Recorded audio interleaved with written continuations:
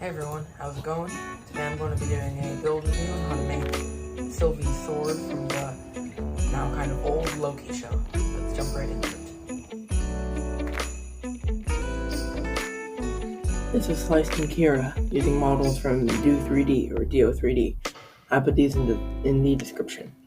I used Mesh Mixer to slice the blade in two, because even with my 400mm tall printer, it wouldn't fit, and even if it could, it wouldn't print very well. It would be very wobbly up top.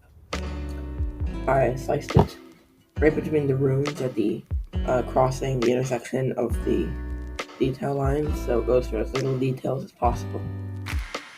The handle was printed separately facing upwards, and I printed them all at once, all right next to each other.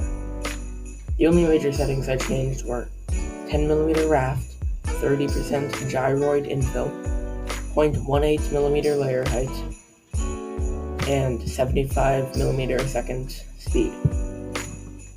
I did it at such a high infill and layer height because, frankly, I wanted this thing to be very strong and to not have to do that much work on it, and it won't be that hard to clean up. This was just about almost done. See, it is kind of wobbly up top, and here it is the printing all done. It looks really nice. I'm super happy with it. It's not even removed from the raft yet, but it looks great. I love the detail on the handle. You can see on the bottom half of the blade, there's a bit of wobble up top.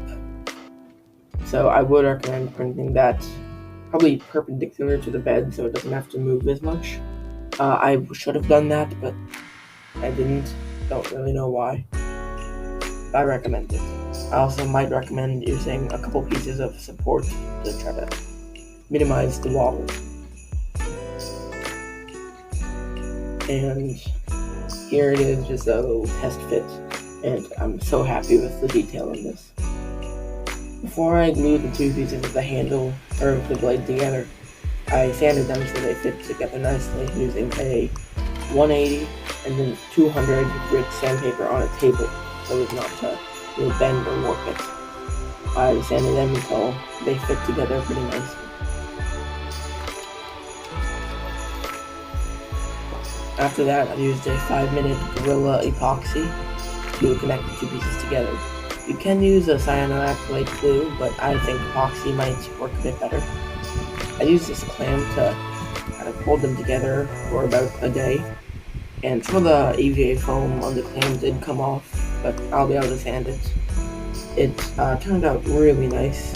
I'm very happy with how strong it is, although I won't be. So it did get a lot of epoxy in the detail lines, so I'm going to heat up an X-Acto, or in this case like a box cutter kind of blade, with a lighter and then kind of carve out the details.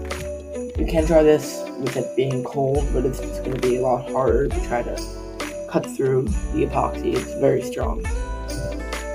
I use a range of X-Acto blades and scrape it out. I did burn my fingers, so be careful not to do that.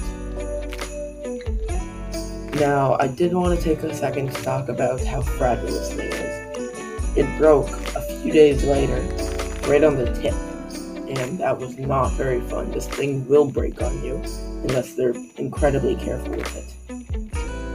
And then, once I got that fixed, I put it in my backpack to transport it, and even covered up the tip in binder clips so that wouldn't happen. And this thing was stubborn, and it broke right in the middle. This thing is so annoying. Anyway, I fixed the seam in the middle the same I did before by just gluing the two pieces together, this time with cyanoacrylate. And because I lost the tip of the blade, I brought it into Kira and just measured out how deep it needs to go. I brought it down there. I did 0.1mm layer height and 100% infill, so that this thing will hopefully be a lot stronger. It took a whopping 3 minutes to print, and yeah, it's a very quick, easy print. And once that's all done, I glued it on. After that, I kept going up the grids. I think 60 with a mouse sander, up to 250 with a mouse sander. I also used a little bit of Bondo to fill in the gap between the two pieces, and usually just cyanoacrylate to fill in the tip part that broke off. Anyway, I kept using a lighter and an X-Acto to scrape out the the detail lines. Those are going to be very stubborn and kind of hard to fill in. You want to make sure that you remember where they are before you paint it, because a couple of them got a little bit lost, and that was not very fun. I got this to a pretty smooth finish. I believe here it's at 600 grit, and I'm very happy with it. I used a few coats of filler or sandable primer, using different blacks and grays, alternating so I can see where to paint. And I'm really happy with how smooth it is. Once I got to about 600 or 700, I wet sanded it, both pieces, with a 1000 and then a 2000 grit, and I really like how the handles on the blade look. After that, I'm going to use this Montana Magic Blue paint and paint all over everything, because the two panels on the handle and the whole blade is supposed to be a blue. Now, a lot of people paint this differently. For example, Frankly Built made it with silver, and Vault Fox did silver too. Odin did a turquoise. I really like the blue and the gold, so that's the color scheme I'm going to be going with. You can kind of do whatever you want in terms of, that. And yeah, here it is after the first coat. Sorry, it's not a great camera angle, but pretty happy with it. After, I want to say, 2 coats of blue, I used a masking tape to tape off these 2 panels and paint the rest of it with a metallic specialty gold from Rust-Oleum. I will say I might recommend using another type of tape, maybe a delicate surface tape, frog tape. This one left a lot of residue that was kind of annoying to clean out. I had to really scrub it down, but it still worked pretty good, did not rip off any paint.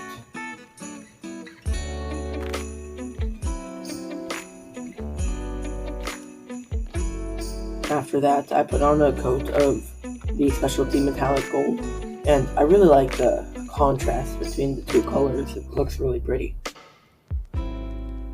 Now here it is, after 2 coats of Duplicolor 1K Clear, and it works really good with this specific gold. It really makes the colors pop, and I love it. However, it had a few runs, and I'm thinking I might try again. I wet sanded it in the sink with a 1000 and 2000 grit. However, I did sand through a couple bits of paint, and it kind of made it look matte. You can see here the details and the crevices are still shiny, but the top layers are kind of a matte color, and especially up top in the handle, right there, I sanded through a bit of paint. So because of that, I don't want to repaint it gold and mask it. So I'm actually going to be using a gold Sharpie. Now, I think this only works in this situation because I kind of like the varying kind of two-toned effect it gives. Kind of looks like part of it might be rusting or something like that. I think it looks really cool. However, if you want to make it look really pretty, I would recommend going back and painting it again. Here it is after the gold and another coat of 1K Clear, and it looks great. Finally, I'm going to glue the handle and the blade together. I didn't do this before because it's a lot easier to find a place to hold it when there's like a grip. So I'm just going to be using a cyanoacrylate Bob Smith Industries gap filler glue. Just put a few dabs inside. So here I'm going to be doing some weathering. I'm using a sepia and a carbon black acrylic paint, mixing in some water to weather it. All you have to do is use a paintbrush, a fine paintbrush, and wipe it over as much as you want, and then wipe it away with a towel or a microfiber cloth. It's really very simple. You can wipe it away or dab it away depending on how much you want to stay. The brown is supposed to simulate dirt, and the black is supposed to simulate a kind of a grime or somewhat oil. But since this is supposed to be in the older days, I do a lot more brown and less oil. Here it is, fully completed, glued together and weathered. It looks so beautiful. I cannot overstate how happy I am with this. I think that the kind of discoloration and the gold from the weathering and the Sharpie makes it look really good. I like all the detail lines that are kind of contrasting more than before with the weathering. It just looks really nice. I'm so happy with it. And I think that I like that it kind of dulled a bit of the paint. So it's still shiny, but not bright shiny. And I did have a couple scratches. Right there, there's a bit of blue peeking through. But anyway, I'm still super happy with this. It looks like it could be a real blade. It looks more used. Alright guys, thank you so much for watching. I would really appreciate it if you could like, subscribe, comment.